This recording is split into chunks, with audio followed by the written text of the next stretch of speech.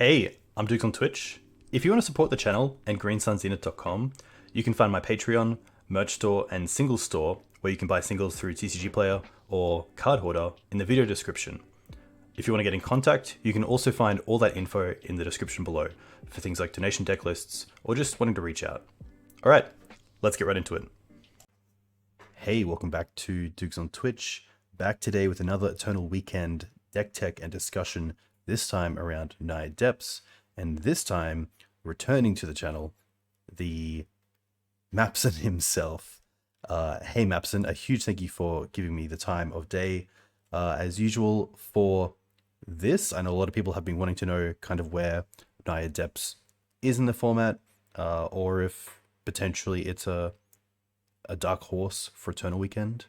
How have you been enjoying Legacy in general lately, and what have you been playing around with? I have been enjoying. I've been very much enjoying not even just Legacy, but like all of Magic lately. Um, I don't know. I think the format has been shaken up some since what was that Forth came out. And I will say losing the control when they do nothing for like 20 turns and then cast Forth kind of sucks. But like Yes. I do in general enjoy the gameplay up until that point. Um, Format has been it's been pretty flat. Like if you look at the data from Eternal Week in Europe, most of the decks were just like right around a 50% win rate. Like nothing went over 56, I think, which is like really good. And most things didn't go under like 45. So I think you can play a lot of different things. And when you get to kind of do what you want, I tend to enjoy those formats. Yeah, I think that was really refreshing to see, especially since a lot of talk has been about modern when it comes to sort of format stability and the domination of the format with a deck like Red Black Scam. So to not have that in Legacy is really nice. And I think shows that for Eternal Weekend, there's a lot of choice for what you want to play. And potentially even just the pet deck that you have in paper could be like a solid choice for the event on the day, which is cool. Have you yourself been playing many decks in Legacy? Have you been like playing around with sort of one or two, or just kind of get a feel of Um, so different?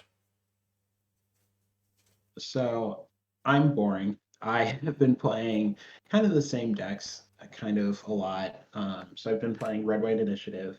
I have been playing some Naya Depths, and I've been playing 12 Post. I hate calling Oh, it 12 nice. Post. That name's a holdover. There are not 12 Post in the deck. There's 10 Post. I 10 with two guess. Vesuva? Yeah. I guess if you count Thespian Sage, you go up to 12, but like Okay. I don't know. That doesn't feel right. Yeah, just a quick one on Cloudpost. Is that the version with Elvish Spirit Guide and the ring? Yeah, I actually think that deck's really good. It's weird to say that because you're just like almost 0% against most combo decks. You can beat Graveyard combo, like you can beat Reanimator, you can beat Dredge. Endurance is a hell of a card. Crop rotation for Bojuka Bog is obviously strong. I mean, all the same benefits you get from playing Depths, right? But when you play against something like Tess, it's it's a rough Yes. pill, or like Doomsday. Yeah. Yeah, that can be pretty tough. I haven't seen Tony Interplay play online in a little while. I don't know if he's taking a break, but I know that there's another player who's been doing quite well online with Cloudpost. I believe it's two words. True. Uh, No. True Futurism, who Yes. confusingly goes by Fake Futurism on Twitter. His real name is Lucas. Can't think of his last name, but he played the deck at Eternal Weekend, and he played it to a 7-3 finish, which is pretty Nice. good. So I tried his list out last night with like one or two changes due to card availability, and I've largely been copying his list in general, and it felt very good, which is kind of expected at this point. The ring is just like majorly messed up in that deck because your deck where like you've got such a powerful top end, but you can be kind of filled with air, and so just being able to like guarantee you're gonna find your threats so powerful, and buying an extra turn is very powerful, and life loss can really be like unset by the all the glimmer post. So it's like, I had a ring that I was tapping with like 4 counters on it last night, and I still had over 20 life. Just so I gained so much. It was like, this is perfect. Like, how do I lose?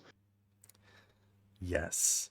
Yeah, the deck's sweet. And it has that kind of like natural order effect built in with Ayavugan for Emrakul, which is really nice.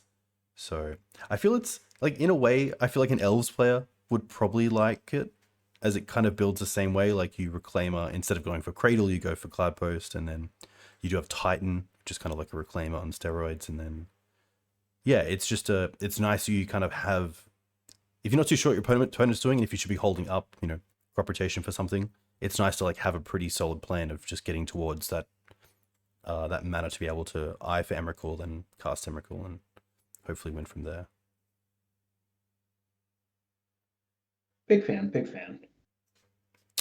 So here we have Naya Depths with a few new cards in it.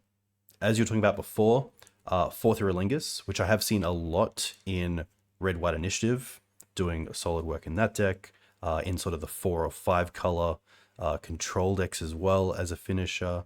I actually haven't seen it or played it myself in Depths, but what are your kind of initial thoughts of this deck instead of having kind of the plan B of potentially Minsk and going for Forth Eorlingas? So I've played it some, and I don't actually care for it. I hate saying that because the card is itself so powerful, and I wanted it to be good so bad. But what I find ends up happening is just you don't actually generate that many. You don't generate that much uh, mana, so like you can't generally actually make that many guys. And when you can't make that many guys, then the spell is kind of disappointing. In addition, even though our creatures tend to be the best creatures on the battlefield, we don't tend to have a lot. So a lot of times your opponent can kind of buy back the monarchy if they really need to. So I don't love that. I think it is really good as a control finisher, especially with that with the Beseiju in the board, so you can make it uncounterable. But I just, in general, I'm not super sold on it. Yeah, that's fair. I think I'm in the same camp. I do really like the Beseiju tech. I think that's pretty cool, especially as you can find it with things like Crop or Knight or Reclaimer and then untap with it. But it's really hard to sort of, I would say it's kind of in the same slot as Minsk, and it's very hard to cut Minsk just from a personal experience with just how Minsk has been in Naya Depths as both a win condition with Depths itself, like chucking it, or is just a standalone threat that your opponent has to answer every single turn. Yeah, I mean, I find that most of the time, if I untap with Minsk and Boo, I win the game. There's like a very strong correlation there, and I find most of the time I've had Fourth in my hand, I haven't even wanted to cast it. And that's, if they're supposed to be occupying the same slot, that's like not acceptable. Yeah. Yeah. The other card that has had a lot of hype that I assume most players at Eternal Weekend will know what it does and know somewhat to play around with it, but I think it's still one of those cards that you can have a few readers at Eternal Weekend, maybe even a judge call to make sure that it is legal in Legacy. But Legolas's Quick Reflexes, which, yeah, is a card that I think is pretty well suited for a Depths deck, especially with cards like Reclaimer and Knight that already tap and use that effect. Yeah, split second removal slash, sorry, split second protection with potentially removal or getting extra utility off of tap creatures is pretty stellar. Yeah, so I think you and I disagree slightly on this card. In theory, I like what the card's doing. I really wanted it to be good, but I've actually been I've been very much underwhelmed by this card, and I definitely seem to be in the minority there. But I do have a lot of issues with this card. I'm not convinced it's the effect that we actually want. No, that's fair. I really like that. It's nice to have like kind of two sides of the card instead of both being like, yeah, it's pretty good. Because I did play it in Maverick today, and there were times where it was good, but it's obviously not a great card if you don't have a creature on the board. And this deck does only run 10 creatures. Obviously not talking about Forth Eorlingas or Depths, but there are going to be a fair amount of matchups where they're going to go after your creatures pretty aggressively, and you're going to draw this and not really have a great use of it. Potentially even the deck already had a lot of great ways to protect your threats in Sejiri Steppe, in crop rotation, in Safekeeper, that it wasn't necessary, but just because of it looking like it should fit in the deck, it should go in the deck. I would feel that people are probably playing around with numbers at the moment. If it should be a play save, it should be a one of. It looks like in this build, it's taken the place of the second step, and then a few other small things, like there's no libraries, there's no Minskers, there's the forts, of course. But yeah, it'll be interesting to see where this fits in Legacy. If it's not in Depths, if it is in Infect, if it is in like the turbo versions of Depths. Do you see like a home for it yet? Or do you think it's a card that just doesn't really fit? So I do think the card itself is good, even if I don't love it in the deck. And you did kind of capture a lot of my concerns with it. I do have a few more that I can address. But to answer the actual question at hand, I would be curious. I know you just said you played it in Maverick, obviously. I feel like Maverick, even though it's so similar to Depths, is just like a much better home just because you have more creatures. So I would be curious if a couple copies do wind up there in the long run. And I could potentially see it just being a sideboard card even there, but it does seem better to me there. I do think it is actually very, very good in fact. That being said, I haven't played with or against it, but well, and specifically that matchup, but it makes a lot of sense that the card would be really good. I don't like it in a turbo build of the deck because in the turbo builds of the deck, you aren't necessarily worried about creature removal. Um, yeah, I mean, it's nice if like attacking with your Merit Lage kills their blocker, but generally speaking, if you have Merit Lage in play, you can win anyways. There's another card, what is it, Cameo Safekeeping, which is just like Yes. target permanent gains hexproof. And I it's worse because it doesn't have split second, but I think it might be better because you can actually give your Dark Depths hexproof and protect it from like a wasteland. So I'm not actually even sure that it's better than an effect that already exists. Yes. What is the one that's also played in modern Hammer Time? It's one white. Um, Surge of Salvation? Yeah, I feel like it is also very. I think it's hexproof. That. Yeah, I think like a little sign of that, like maybe why Legolas's quick reflexes isn't really neat, is that you've never really seen Naya Depths, especially at the top tables, trying to splash additional things like this, or even like a Apostle's Blessing.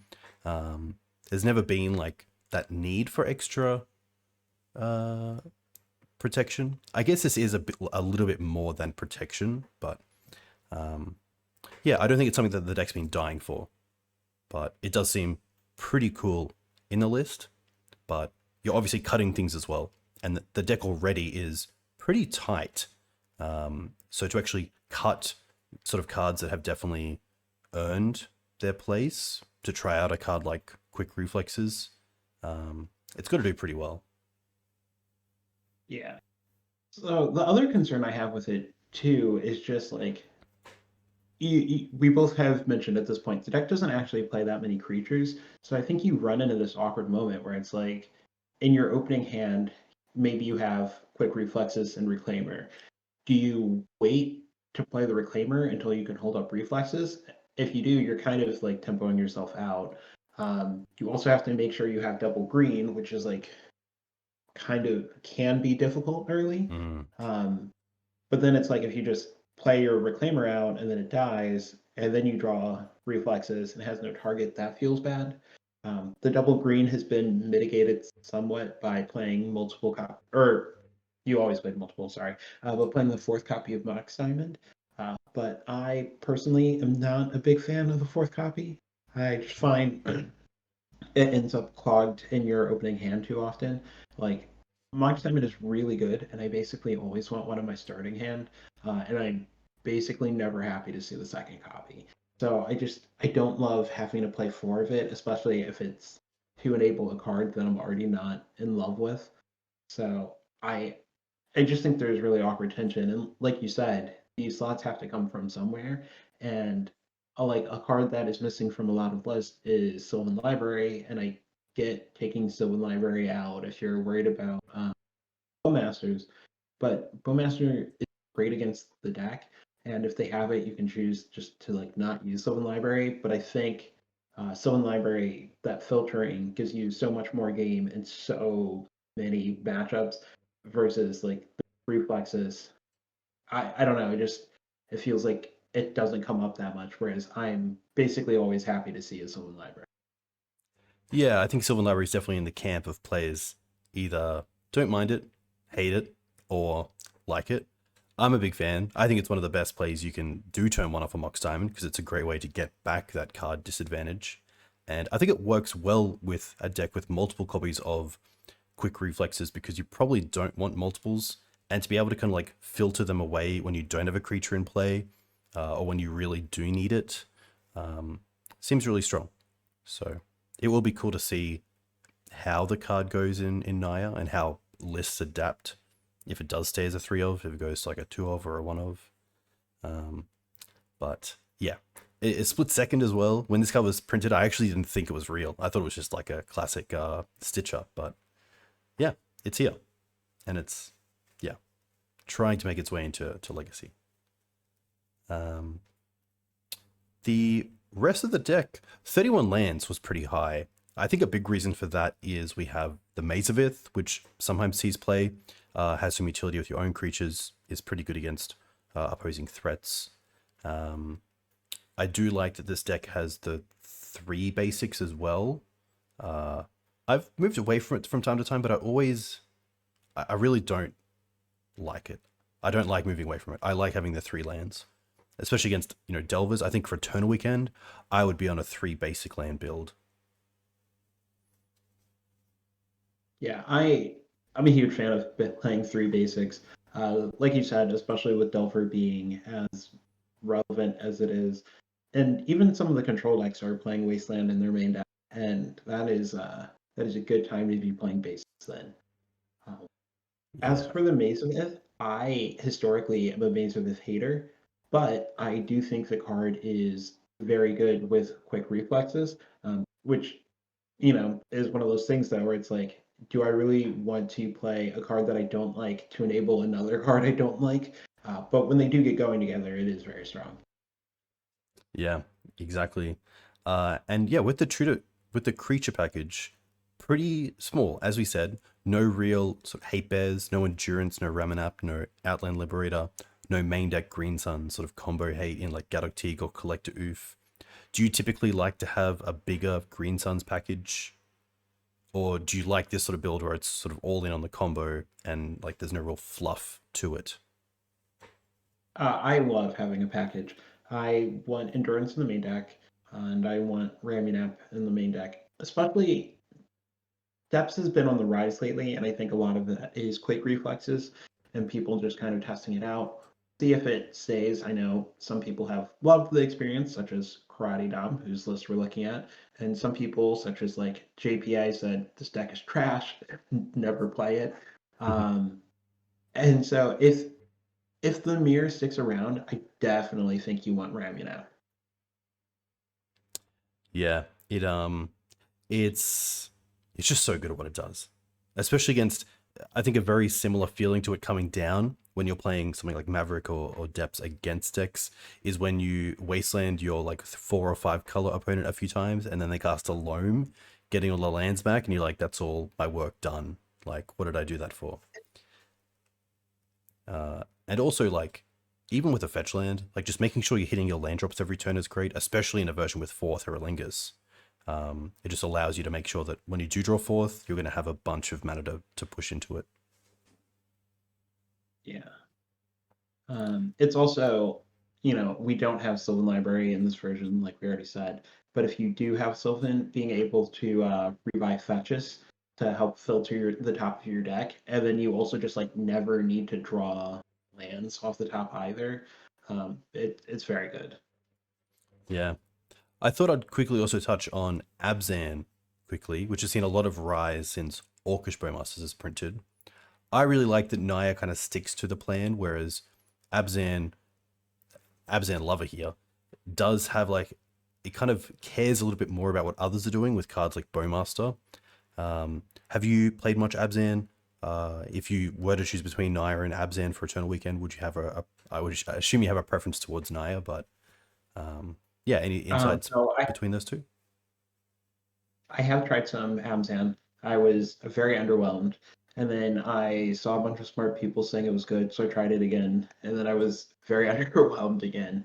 I do like getting to play Thoughtseize on the sideboard. I think that is like a huge plus. I do not care for Bowmasters. My general experience with that card has just been it's very good a lot of the time, but when it's not good, it feels just like completely terrible. So playing it in a deck without Brainstorm, where you don't have the ability to kind of choose if you want it or not, has not been my favorite. Yeah, I think like Abzan Maverick, which does play it, also has kind of the brainstorm esque play to it, where if it's not relevant, you can use Fiend Artisan to turn it into something relevant, which is nice. But having it as like 2 damage a turn, where your opponent's just untapping and setting up more and more, it can feel pretty bad. I remember a Cloud Post matchup where I had it.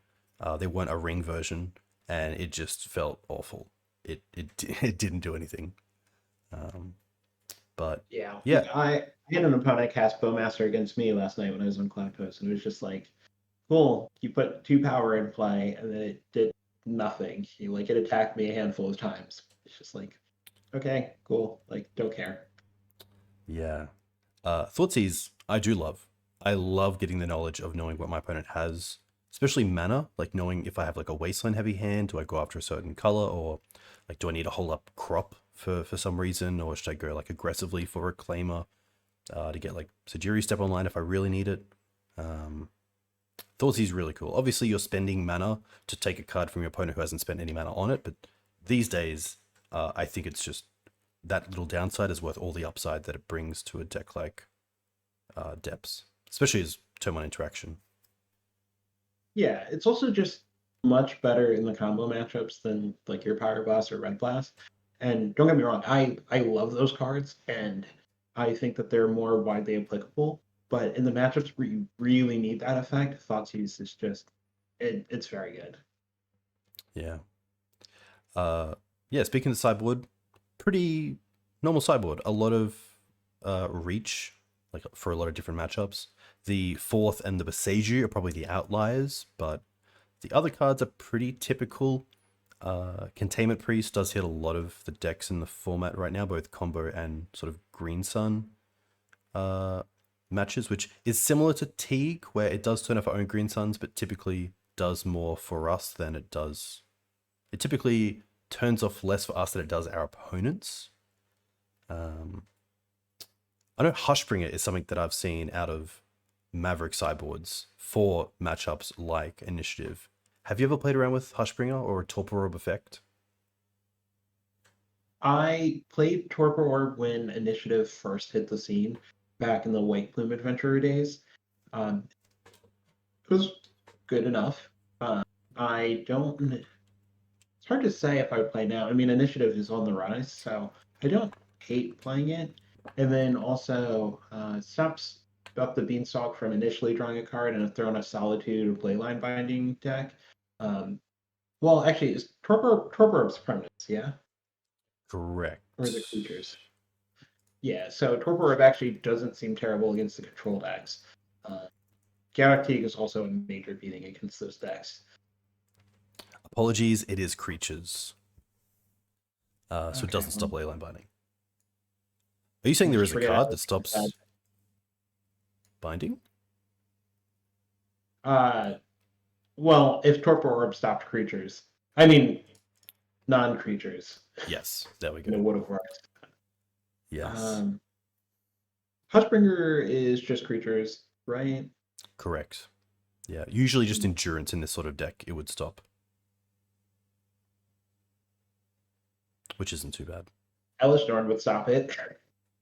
Elvish would stop it. I'm not There paying we go. 5 mana for it, but But yeah, I think overall, like, they've obviously come to the board with a lot of different answers for a lot of different decks, which is probably something typically what you see with Naya, and probably a little bit more so in this deck because you don't have all those sort of semi-answers in the main deck in things like an Outland Liberator or an Endurance or a Prismatic Ending. yeah. I did miss having Prismatic in this deck, which is, I think, another cost of Reflexes. Yeah, Prismatic has come up a lot of the time at being just a strong card. Like if Chalice on 1 is an issue, if a DRC is on the board, if an opposing Sylvan Library and you don't have a threat in play, it can be really worrying. It's always just nice to have Prismatic as just like a be all end all. When it comes to Eternal Weekend, I would assume you have some of the grinders in other formats coming to Legacy. And when I think of a deck that a grinder would pick up for the event, most likely something like Blue Black Scam, maybe Initiative. Do you think those two decks will be pretty popular next weekend at Eternal Weekend North America?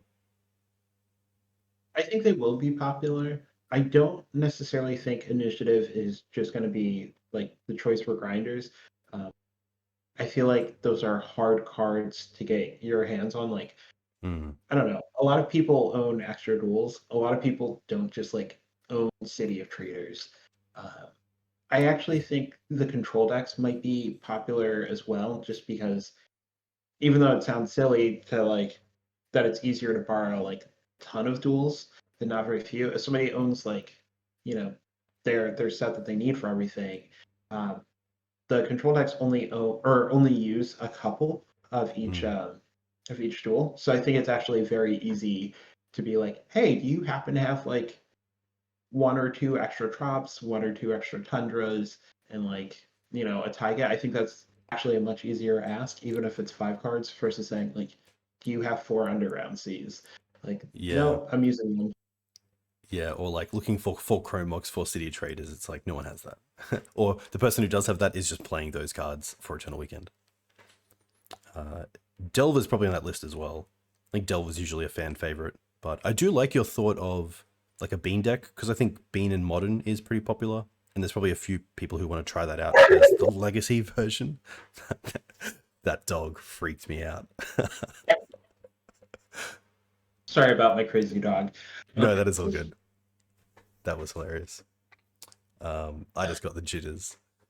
Yeah, I think Beans and Delver most likely as well. Yeah, I mean the control decks have been doing great.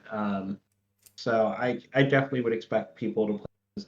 And they're also just like very fun. At least I think they're fun. As in to play as the control player or to play against?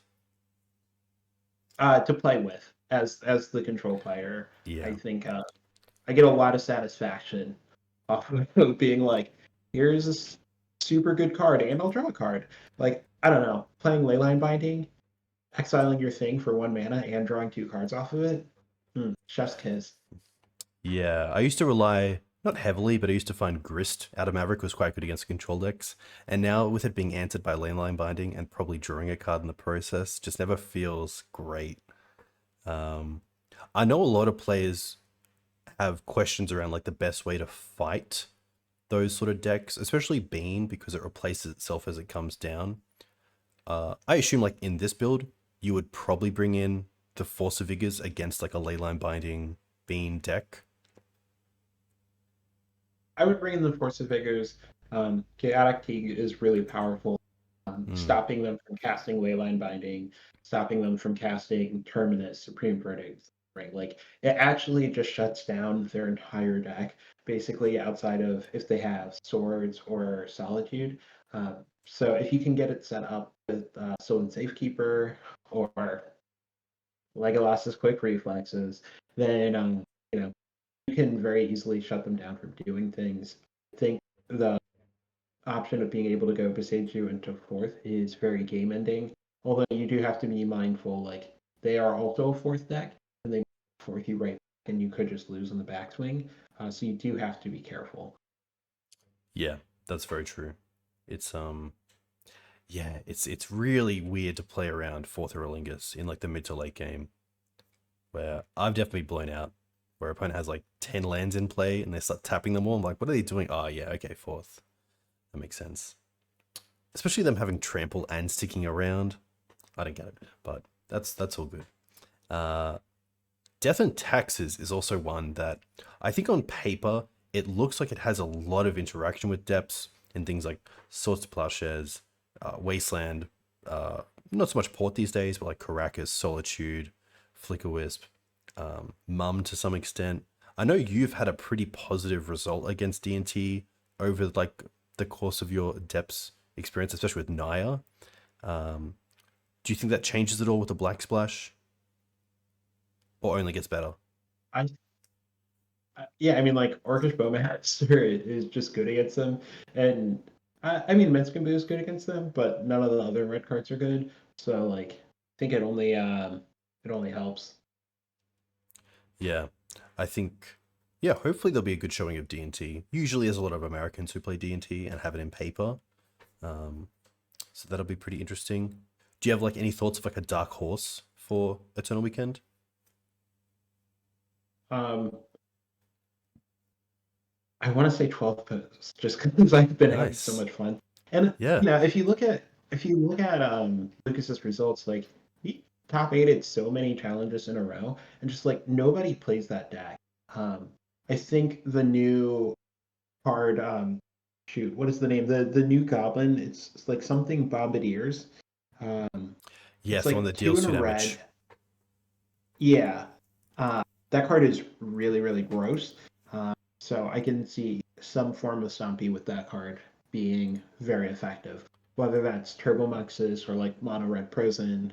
Um, but those are like kind of my picks for things that are gonna take people by surprise. And I imagine the average person and who plays the format has never read this card, Broadside Bombardiers, and it's very powerful. And it's not even only powerful in the red decks. Like think about it. You can just play like a red blue Delver style deck and just stack your Murktide Regent to this card. It's like take 9. Yeah. That would be tilting. I did see this deck come up against Artagores, who I believe was undefeated at Eternal Weekend, played against Goblins, and in the game 2, he actually lost to this off a Muxus. What did he do? I think it was a Muxus. I think there's a world where he couldn't block the lackey, but the lackey put in a matron which found the bombardiers or something like that. But yeah, this card made blocking really hard. This card it's like I don't know, it looks nuts. It just looks so good. I should probably actually try it out Yeah. in some Even decks. even like in like a stompy deck with Fury, like you evoke the Fury, then you can just sack it just to deal a bunch of like more damage if you want. Like especially any target. That's pretty messed up. Yeah, it Uh really feels like it should have said target creature, but I don't know, mm, whatever. yeah. So what I have here is the list that we just looked at, Karate Doms, and then also Dylan Hams, which I've underlined some of the differences, but very similar to more the like traditional, like creature heavy with like a bit of a toolbox. You have the Minsks, you have a prismatic ending, the libraries. Probably more of the sort of build that you've played in your time. I wanted to bring up Dylan's list because he top aided the SCG 5K with it, what was it, 2 weeks ago now. Uh, and that was like a metagame where we had fourth, and I'm trying to remember if Quick Reflexes was out or not. I feel like it was. Uh, I believe it was last but Wednesday or the Wednesday before. Well, that's when it came out online, but I think it was out in Hmm. paper already. Ah, Uh, I think they came out that day. okay. I, I maybe not. I don't know. It's they released a lot of Magic cards. It's hard to remember when it happens.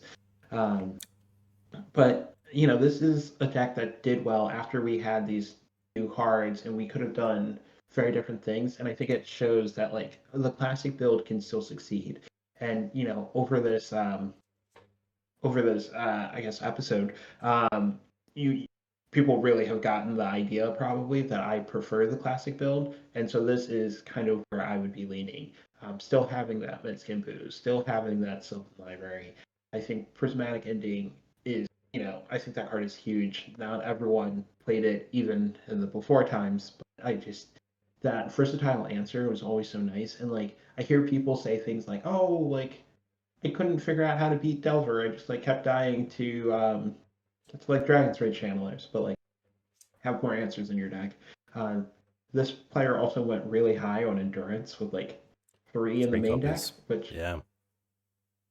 yeah, I don't know if that's necessary, but in a world where there's a lot of scam, it kind of makes sense to me to be able to just like stop value reanimates. Uh, I don't love the Collector Ouphe in the main deck, but outside of that, like this list looks very good to me. Yeah, interesting you point that out because I have seen more players try out either Teeg or Oof in the main deck as kind of like a combo catch-all with Green Suns, but of course it does hit your own Moxen. Teeg hits your own min score or Green Suns, so there's definitely downsides. And I feel like the other cards at least help you towards your goal of potentially hitting with a 2020. Even something like Outland Liberator can deal with like a Ensnaring Bridge or a Blood Moon or something of that nature. Um, but yeah, I think as well, coming from a Maverick background, I do like these more toolboxy versions, and I am someone who likes to try to have an answer for not everything, but I feel kind of naked without a card like Prismatic Ending or Endurance in the main deck. Yeah, I agree with that.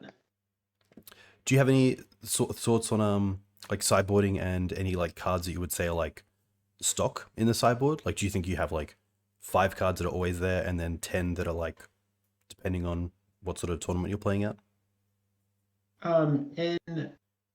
In nine, I always have like 3 to 4 red blast effects. I always have like 1 to 2 Force of Vigors with like somewhere between 0 and 2 Seeds of Innocence, depending on how much artifact I expect. There's always Collector Ouphe. Like Collector Ouphe and Outland Liberator are like non-negotiable. I always have 2 Deafening Silences, so I can lie to myself and tell myself I'll beat combo. Um, Sometimes it works out, but I'm still literally O and X lifetime against Doomsday, so you know.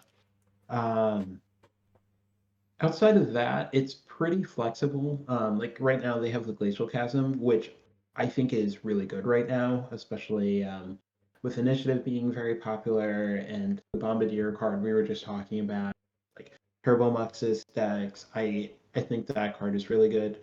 Uh, they have Veils, which I haven't played much of in the deck, but I do like the idea of it.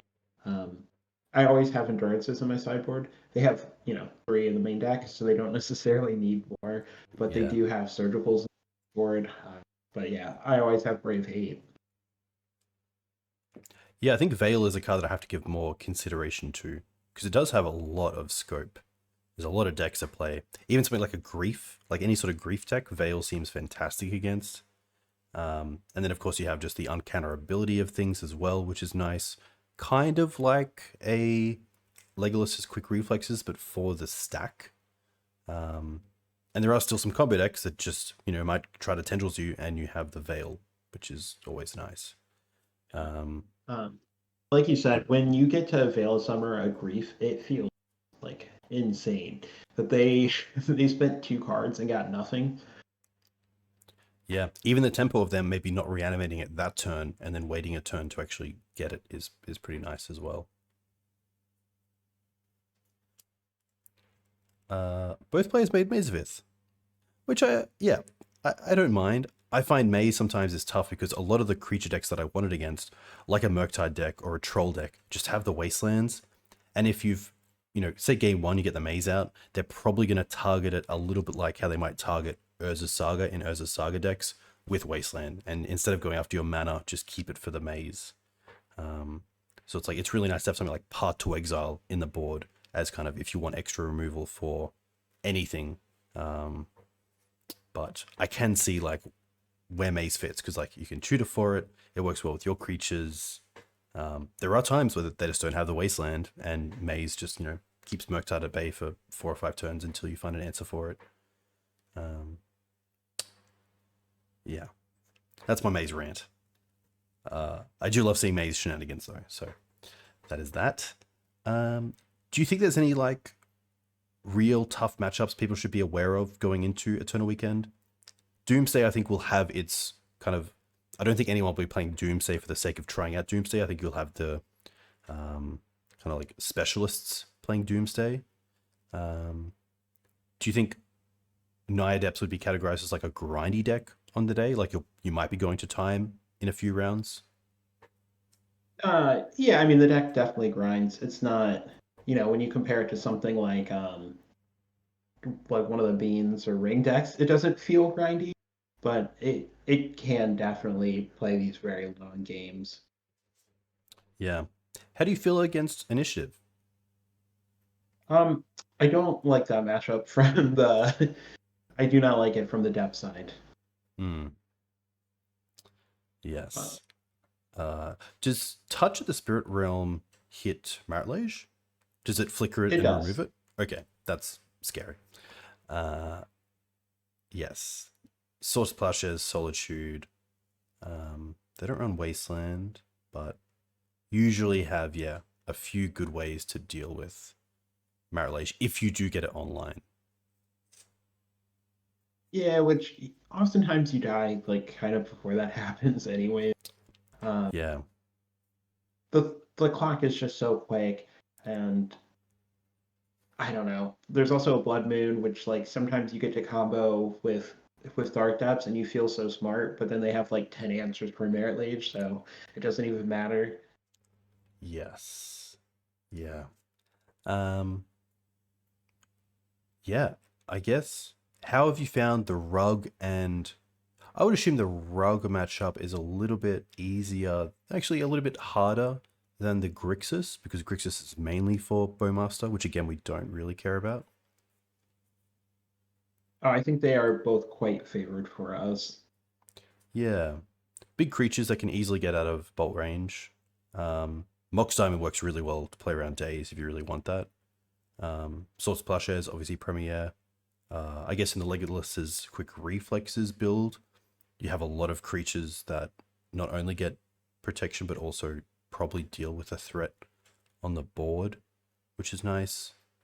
And typically, if you do go for the sort of sorcery speed 2020, it's only Brazen Borrower as like a 1 of, maybe a 2 of that you have to worry about.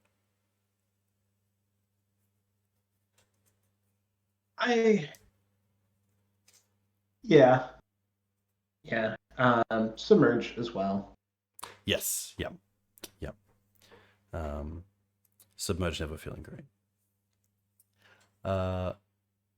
Yeah. Do you have any sort of insights for maybe new players who are picking up Naya, or players who are playing it in an event like Eternal Weekend that's obviously a lot longer and a lot more probably competitive than your standard tournament? Well, the obvious ones: take care of yourself. Wake up, eat breakfast. I don't care if you're not a breakfast eater. Eat breakfast, eat lunch, drink water. Uh, Everyone always goes like crazy on energy drinks. Don't do that. Yeah.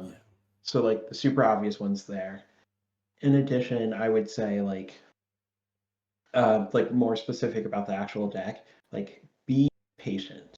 I think that is a big thing that I see people mess up on. They like make a merit lane when there's no need for them to, and they're just like, oh no, like why did I lose? Like how could they have it? And it's like, well, of course they had it. Like, Yeah. whereas if you just take a couple more turns, you can usually set up to be a lot of interaction. Um, I don't know. I'm told all the time that I play very patient when I play the deck, which like usually my response is like, well, if I go for it here, I lose to like this, and this. And they're like, yeah, Mhm. but I had that. It's like, I know. That's like why I didn't do it. Um, so yeah, just like wait, think about what your opponents can have and how you can beat it, and do that. Like, I know it sounds it's like easier said than done, but I don't know. It's one of those decks where it feels like a lot of games are winnable. You just have to know what you're doing, and I mean, there's also a lot of games that like you just had no shot in. But I do think people throw away a lot of very. Yeah, I've definitely come around to be more patient, but there definitely have been some stages where it's like I could wait one turn, which turns on Reclaimer to get step, or I could just go for it now and not give my opponent that extra draw, and then they have it. And you're like, okay, well, I definitely should have played around with Reclaimer. But I think when it comes to Yeah, patience as and it's well, holding up Reclaimer is another one. Like that's a great turn to play sometimes if you just have Reclaimer open. yeah, that's. I try not to let my reclaimers die to lightning bolt if I can help it too. Is the other thing. Yes. Yeah, that's always a bit of a feel bad, I feel, because it's like, it's not that hard to get it to a 3/4. I think the one little note there is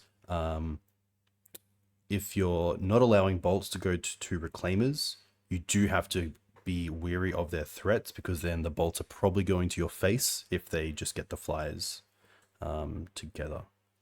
So it's like a little thing. But yeah, I think I hopefully we'll see a Dark Depths deck, whether that's Post, whether that's Naya Depths, whether that's lands or Abzan Depths, in the top 8 would be very cool.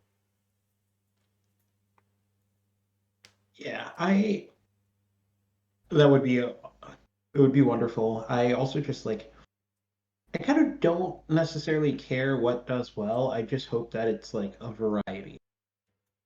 Yeah, which we did see at Eternal Weekend Europe, other than a few Delver and a few Bean. Was it 2 Bean, 2 Delver? It, I don't actually remember, but I know it looked healthy. Okay, nice. Uh, yeah, Oh, I have another Dark Horse pick, by the way. please. Have you watched Tony Scapone streaming any of his like paradoxical outcome deck? No, but I did see a tweet about it. He also top-aided a challenge with it. I think that's what I saw. Well, yeah, he beat me in a challenge. He beat me in the finals of a challenge. Finals? No, semis. Um, I mean, it doesn't matter. What matters is he beat me. But he won that challenge. And yeah, the deck, I don't know. It's like I tune in and I'm like watching and I'm like, oh, this game seems like very unwinnable. And then like a draw step or two later, he's just like, repeal that, bounce that, draw a million cards, kill you, you're dead. I'm just like, oh, like, and I don't know. The deck continues to impress me. It continues to put up results. It's another sleeper pick for me. Okay. For a second, I thought you said, "Oh, I got another Dark Depths deck for you, not Dark Horse." And I was like, "Did Oh, it play Dark Depths in this?" That would be cool. But yeah, I do love to yeah. see Sorry, cards like. sorry to disappoint. No, that's all good. I was like, "Wait, did it really?" Yeah, I would love to see a player like Tony, like just make top 8. Someone who's like quite well known for their deck. That'd be pretty sweet. Um, but I Yeah, very guess good guy too. yes, the upside of a Depths player making top 8 is potentially then getting them onto the Dark Depths podcast, which is, of course, the podcast that you would Billy run. And yeah, that would be cool because I believe you've had a few winners from previous events with Depths decks. Come on and talk Depths. Yeah, so Yeah. it would be nice to get that opportunity. I mean, like, at the end of the day, so like full transparency, I'm probably not playing Depths in Eternal Weekend, but like at the end of the day, the deck is my baby. Like I I I love the deck. I want to see it do well. So I'm always happy to see somebody win with the deck. Yeah. Do you guys have any podcasts coming up before the end of the year, or are you pretty busy? So we missed this past week. I believe we're recording as normal next week. Um, I have to nail down the date still, and I'm procrastinating, even though I told myself I wouldn't. Sometime before the end of the year, we're definitely doing another Holidays with Gavin episode. So I've been looking forward to Nice. it for approximately a year, since the last one. That's very Um, cool. but hopefully, we follow through and have our episodes for the next 4 weeks or whatever. Might miss for Christmas. It's Christmas week. Um, although I should be around. I hopefully Billy is around, so I think we can probably make that work too. Nice.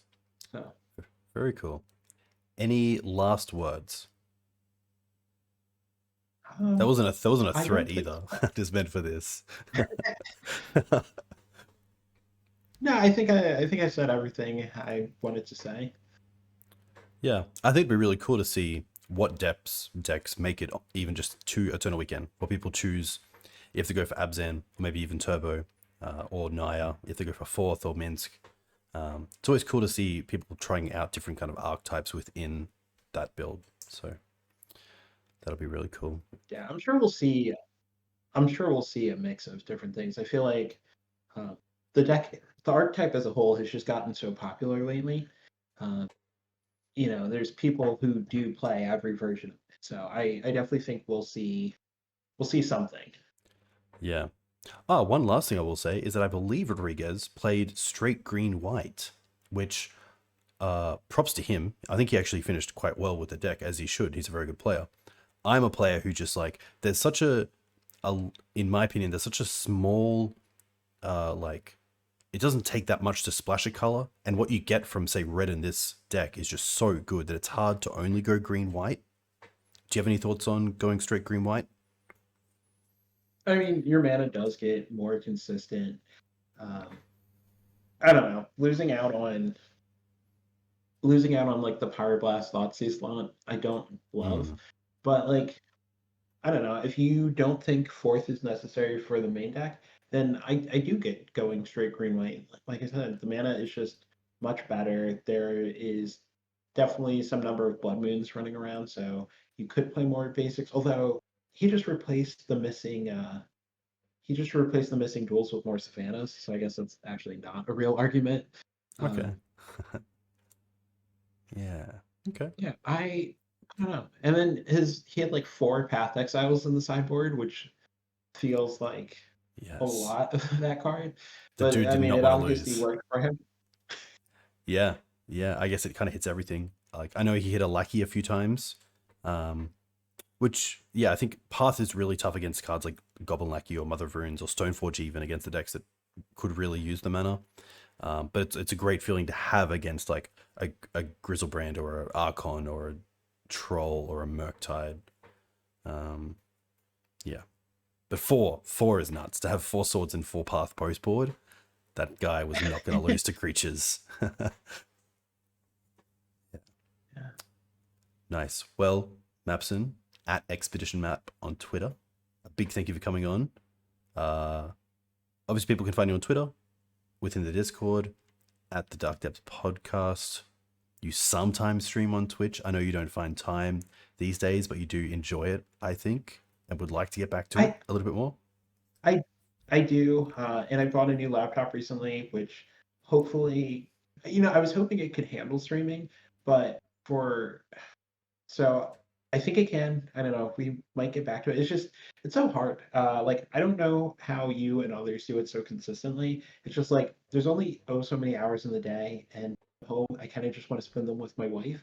And Yeah. if I'm spending them with her, then I can't stream. It's like awkward because I'm playing Magic a lot of the time when I'm at home anyways. So it feels like I might as well stream, but it's just like I don't know, then I have to like ignore my wife, and I don't want to do that. And not to say like you and others ignore ignore your partners, to be clear, but Yeah. I don't know. Like if I had a work from home job, or even if I had a smaller commute, uh, like on my work day, I'm gone from 7:30 to like 6 o'clock. So it's like Mm. I don't know. It's a long day, and I don't know when I have time. Like I'm not gonna stream before 7:30 a.m. Especially because that's like gym time. It's like I get home at 6, I eat, and it's like 7, and then I don't know. I want to wind down with my wife and dogs. Yes. Yeah, 100%. Especially when you have it scheduled to like a Thursday, like on the Monday night, you might feel like streaming and you don't really want to, but then it gets to Thursday and then like you don't feel like streaming, and that's the worst. That's where I'm always like, I'm not going to stream because there's no point streaming if you don't look like you're going to be enjoying it. And yeah, it definitely is a time consideration as well. Like a usual stream with a deck like this, usually 2.5 hours. So,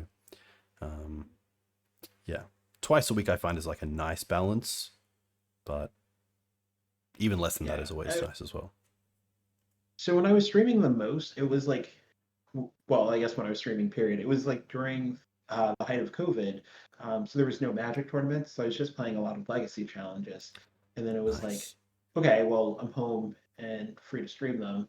Uh, Now I still sometimes play the Legacy challenges, but like the difference is I also travel to Magic tournaments on weekends. So it's like before it was cool to give up like a Saturday, like part of my Saturday here and there to do it.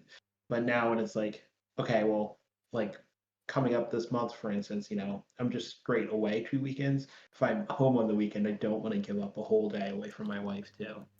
Yeah. Yeah, I can definitely understand that. That's interesting. When you play MTGO leagues, do you always start and finish in one sitting, or do you play games at like different times? Like, do you play a whole like league over a week? Um, I usually play probably around 2 matches. Like if it's a weekday, maybe 2 matches, and then I'm like done. On the weekend, who knows? Like I could sit there and play Magic from like I usually wake up around 7ish. I can honestly play from like 7 to like 8:30, Wow. as long as Okay. I Yeah. have food in the house. Yeah. Or like to be clear, from like AM to PM, as long as there's like food in the house and like Yeah. I'll be like sitting next to my wife, like I'll be talking to her. I might take a break to like walk the dogs or whatever, but like I Yeah. I can play multiple leagues on a Saturday or Sunday. During the week, it's only ever like 2 games. That's cool. Okay. Yeah. I really like that. I've never played a league. Uh, I've always played leagues. Just sit down, play them, leave. That's it. 5 in a row. Boom. It feels weird to like play a like one match on Monday, one match on Tuesday. Has a kind of cool feeling to it, like you're in control in a way. Which Um, I don't know if when I'm like 2-2 and I don't know what the result is going to be, it like stresses me out though.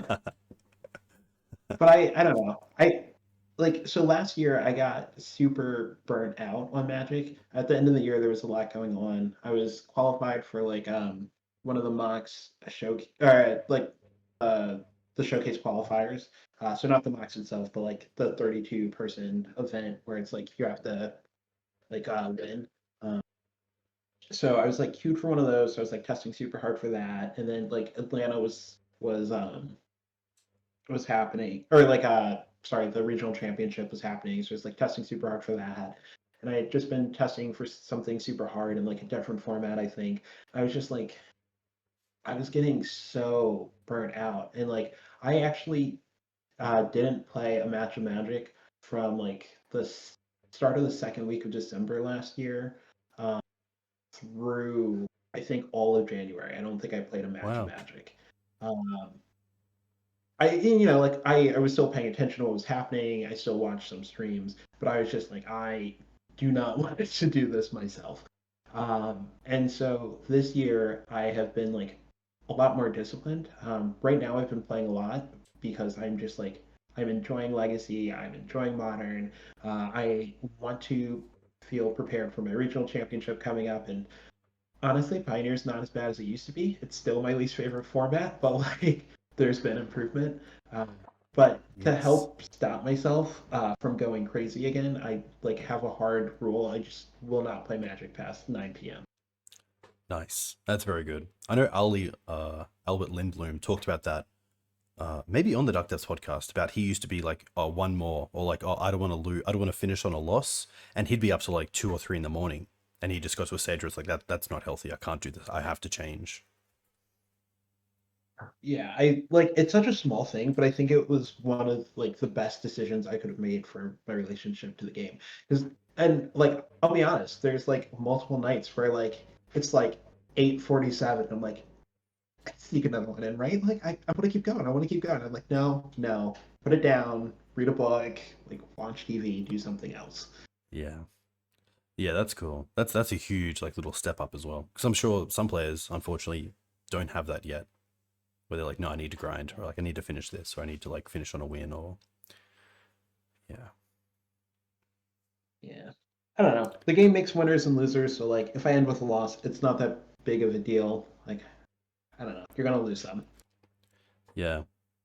Yeah, last little point here. When I play against someone online, I like to think I'm playing against like, when you used to play like the chess AI on like Microsoft Chess, I like to think that MTGO is just a client run by a bot. I don't like to bring in the human factor. And I find that makes it a lot easier to play against other decks and not get kind of like an emotional, not get like too hard on myself, I guess. That's interesting to me. I haven't actually heard that take before. And obviously I've watched a lot of your stream, and you do a great job of like not adversing me to be tilted. Um, I didn't know that was like your thought process. The one that I hear a lot is like I put myself into the mind of my opponent, so like rather than be upset for me, I'm happy for them that they got the win, and I like that one. Yes, yeah, especially if they get like the turn one combo or something. It's like, okay, well, I'll be pretty chuffed if I got that. So that's a really good way to do it as well. Um, yeah, nice, Mapson. A huge thank you for your time and for coming on. Good luck at Eternal Weekend, no matter what you play. I'm sure I'll be a fan of the deck you pick. But yeah, good luck. Hope everything is well. Very cool to see your gym updates as well. I think it's really cool. I think MTG Fitness as a hashtag is definitely my favorite hashtag on MTG Twitter. So keep it up. But yeah, a big thank you. Yeah, always a pleasure. Nice. All right, team. We'll see you next time. Of course, if you want to find Mapson, you can find him on Twitter at ExpeditionMap. It's in the Maverick, the Depths Discord, and also at the Dark Depths podcast. Cheers.